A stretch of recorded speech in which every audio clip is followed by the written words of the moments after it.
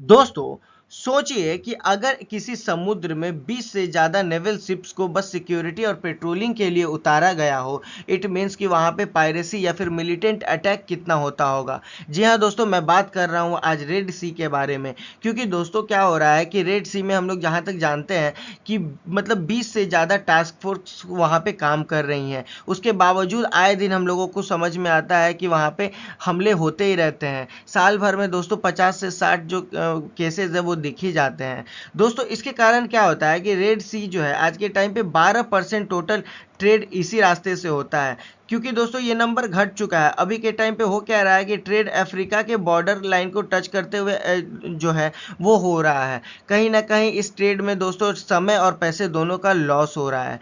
तो दोस्तों आखिर क्या है मुद्दा, आखिर क्यों इस तरीके का प्रॉब्लम क्रिएट हो रहा है। बने रहिए वीडियो के अंत तक दोस्तों, और उसके साथ साथ हम लोग समझेंगे क्या दोस्तों इंडिया का इसमें कोई स्ट्रेटेजी है, क्या रेड सी इंडिया का एक फ्यूचर बन सकता है। तो चलिए स्टार्ट करते हैं टॉपिक को और समझते हैं इसके बेसिक एस्पेक्ट को।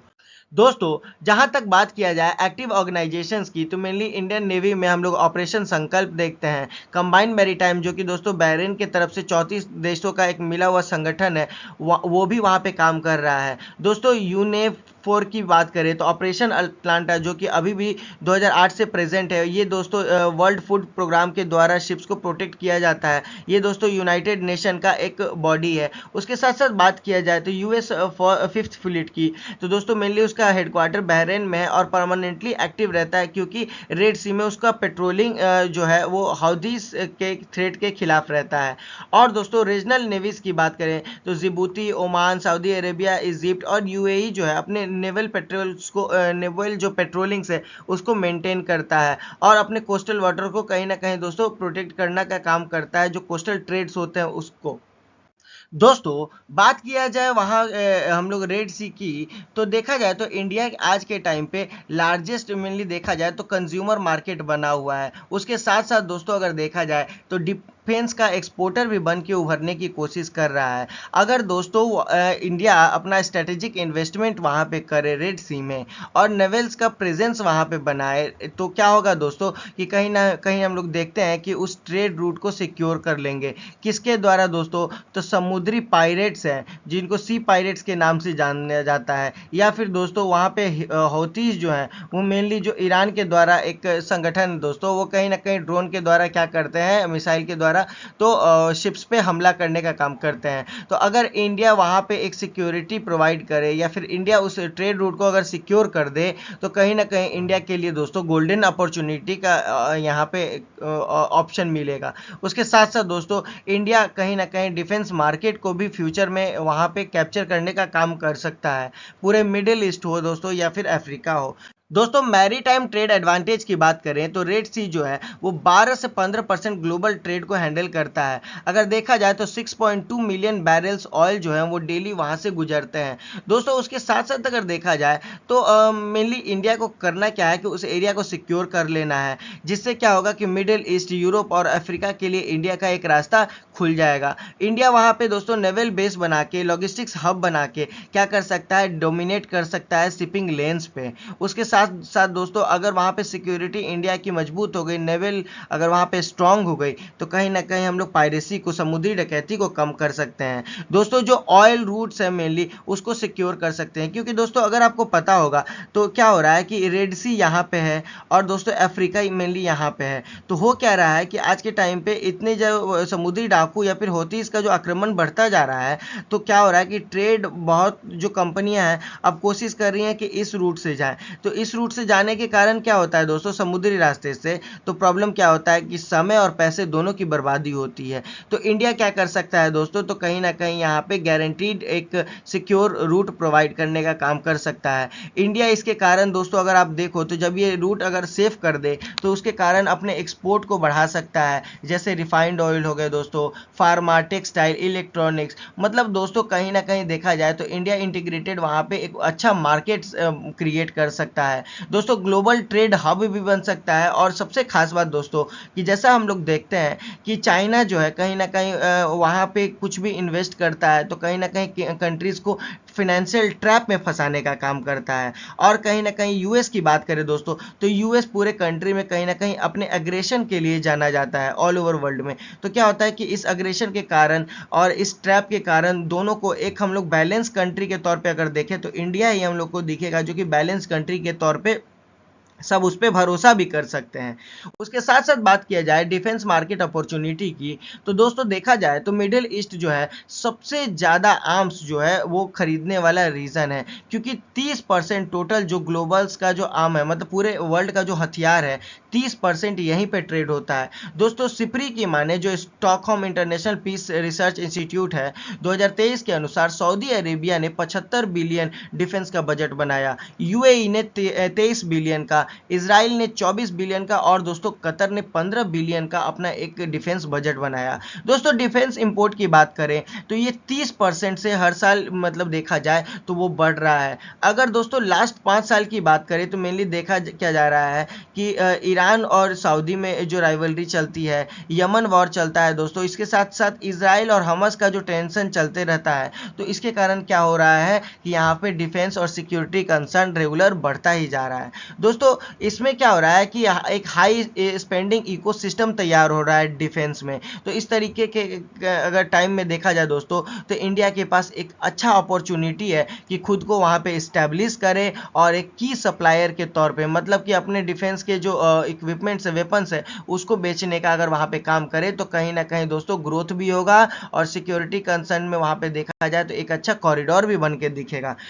दोस्तों इंडिया के आखिर डिफेंस एज को भी हम लोग समझ लेते हैं। तो इंडिया जो दोस्तों क्या करता है कि एक मतलब कि सस्ता, रिलायबल या फिर पॉलिटिकली न्यूट्रल वेपन्स बनाता है। दोस्तों ये यहाँ पे वेस्टर्न आर्म्स की बात करें, जो वेस्टर्न जो हथियार है, पश्चिमी जो देश हैं, उनके हथियार में क्या होता है कि वो टेक्नोलॉजी ट्रांसफर नहीं करते हैं, रिस्ट्रिक्शंस लगाने लगते हैं बहुत सारे, तो प्रॉब्लम्स आने लगते हैं। तो क्या होता है कि यहाँ पे इंडिया एक अच्छा स्टेप ले सकता है। जैसे दोस्तों पहला स्टेप हम लोग देखेंगे ब्रह्मोस के तौर पे, जो कि फास्टेस्ट क्रूज मिसाइल है, जो कि गल्फ देशों के लिए ये एक गेम चेंजर का काम करेगा। उसके साथ साथ अगर आकाश की बात करें दोस्तों तो ये लो कॉस्ट ऑल्टरनेटिव का काम कर सकता है। किसका दोस्तों?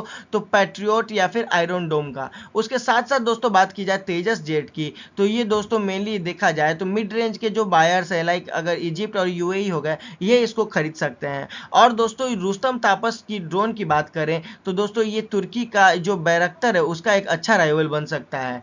आईएनएस विक्रांत को समझे दोस्तों, तो ये एक हमारा नेवल एसेट है जो कि इंडिया के रीजनल कैपेबिलिटी को बढ़ाता आ रहा है।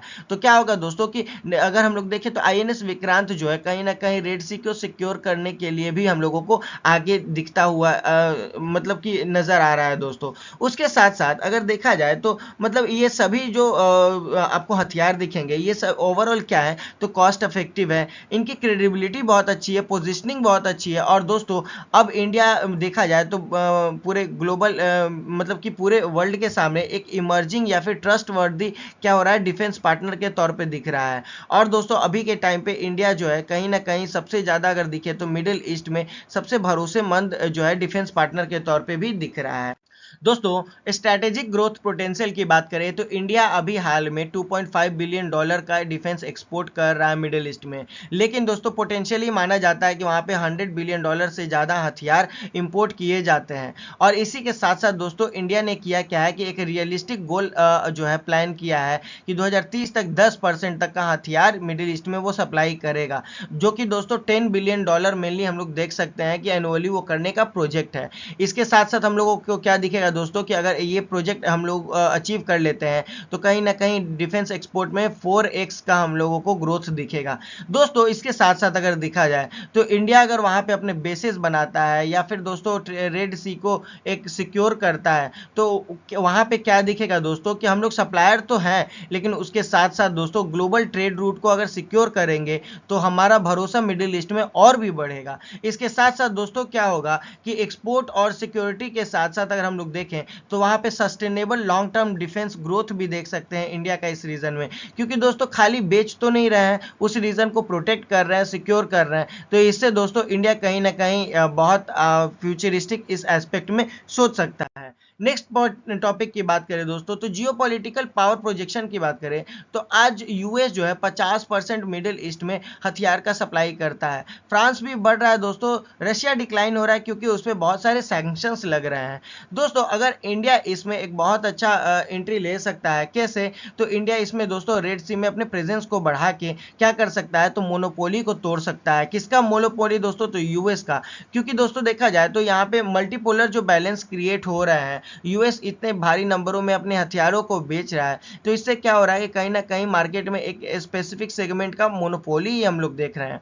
दोस्तों गल्फ नेशन की बात करें तो वो कहीं ना कहीं क्या हो रहा है कि डाइवर्सिफाई हो रहा है। यूएस अगर देखा जाए तो डिपेंडेंस बढ़ रहा है, क्योंकि यूएस के जो हथियार है कहीं ना कहीं गल्फ देशों में बहुत ही ज़्यादा बढ़ चढ़ के अब हम लोग देख रहे हैं कि उनके यूज़ अब बहुत ही ज़्यादा हो रहे हैं। तो इंडिया दोस्तों अब क्या कर सकता है कि डिफेंस का सप्लायर भी बन सकता है और सिक्योरिटी प्रोवाइडर भी बन सकता है। अगर दोस्तों यहाँ पे ड्यूअल रोल हो जाए एक्सपोर्टर और प्रोटेक्टर का, तो इंडिया एक स्ट्रेटेजिक लेवरेज भी मिलेगा, जिसके कारण दोस्तों क्या होगा कि जियो इकोनॉमिक इन्फ्लुएंस होगा और लॉन्ग टर्म जो डोमिनेंस है वो बढ़ेगा। दोस्तों आप सिंपल इस बात को समझो कि कोई भी अगर लड़ाई होती है तो लड़ाई की शुरुआत तो हमेशा छोटी ही होती है, ठीक है? तो अगर छोटी लड़ाई के मुद्दों को अगर इंडिया वहीं पे सॉल्व कर दे, मिडिल ईस्ट का एक प्रोटेक्टर के तौर पे हम लोग देख लें, तो कहीं ना कहीं क्या होगा कि हम लोग वहाँ पे एक ट्रस्ट वर्दी कंट्री के तौर पे आगे बनते हुए देखेंगे। उसके साथ साथ दोस्तों अगर ओवरऑल इस टॉपिक को समझे तो इंडिया का जो कंट्रोल है मेनली रेड सी में अगर अच्छा हो जाए तो क्या होगा कि मैरीटाइम डोमिनेंस तो होगा ही होगा। उसके साथ साथ मिडिल ईस्ट के साथ साथ अगर देखेंगे तो इंडिया एक सेंट्रिक डिफेंस सप्लाई चेन भी बन के उभरेगा दोस्तों। अगर उसके साथ साथ अगर इंडिया सिक्योरिटी प्रोवाइडर बन जाए तो आर्म्स का एक्सपोर्ट भी कर सकता है। पोटेंशियली अगर देखा जाए तो इंडिया का जो डिफेंस एक्सपोर्ट है वो बढ़ सकता है दोस्तों। और आने वाले कुछ दशकों में अगर हम लोग देखें तो हम लोग 10 से मेनली 25% 20% तक हम लोग एक्सपोर्ट को बढ़ा सकते हैं। इन शॉर्ट दोस्तों की रेड सी में अगर इन्वेस्टमेंट करेंगे तो ट्रेड सिक्योरिटी और आर्म्स एक्सपोर्ट पे, उसके साथ साथ दोस्तों ग्लोबल इन्फ्लुएंस भी बढ़ेगा और इंडिया आने वाले समय पे दोस्तों मिडिल ईस्ट का पावर भी बनता हुआ दिखेगा। दोस्तों मिडिल ईस्ट ही क्यों मैं बात कर रहा हूं, तो मिडिल ईस्ट में दोस्तों अगर रेड सी के आप आसपास देखोगे तो मिडिल ईस्ट तो है ही है, लेकिन उसके बावजूद आपको दिखेगा दोस्तों कि अभी के टाइम पे अफ्रीका जो है उभर के सामने आ रहा है। तो इस अफ्रीका के उभरते हुए रिलेशन को अगर हम लोग मेंटेन कर लें या फिर ट्रेड रूट को अगर कंट्रोल कर ले दोस्तों, तो कहीं ना कहीं क्या होगा कि इंडिया आने वाले समय में एक अपना अच्छा बेस तैयार कर सकता है। इंडिया दोस्तों कहीं ना कहीं अफ्रीका पे भी इन्वेस्टमेंट का रास्ता खोल सकता है। तो दोस्तों अब जो होगा या फिर इंडिया के जो इन्वेस्टमेंट होंगे वो तो हम लोग देख रहे हैं कि किस तरीके से होंगे, और आने वाले अपडेट्स को मैं आपके साथ उसको साझा करता रहूंगा। तो आज के लिए दोस्तों बस इतना ही। कैसा लगा वीडियो आप हमें कमेंट में बता सकते हैं, और अगर ये वीडियो अच्छा लगा तो आप हमें लाइक सब्सक्राइब और कमेंट करके हमारे चैनल को सब्सक्राइब कर सकते हैं, जिसके कारण क्या होगा दोस्तों कि आपको रेगुलर अपडेट्स मिलती रहेंगी। मिलते हैं दोस्तों अगले वीडियो में, तब तक के लिए अपना ख्याल रखें। Thank you. तो दोस्तों आज के लिए बस इतना ही। कैसा लगा वीडियो आप हमें कमेंट में बता सकते हैं। अगर ये वीडियो आपको अच्छा लगा दोस्तों तो कमेंट लाइक सब्सक्राइब कर ले, जिससे आपको आने वाली वीडियोस का अपडेट मिलता रहेगा।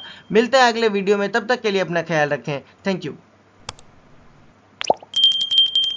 तो दोस्तों आज के लिए बस इतना ही। कैसा लगा वीडियो आप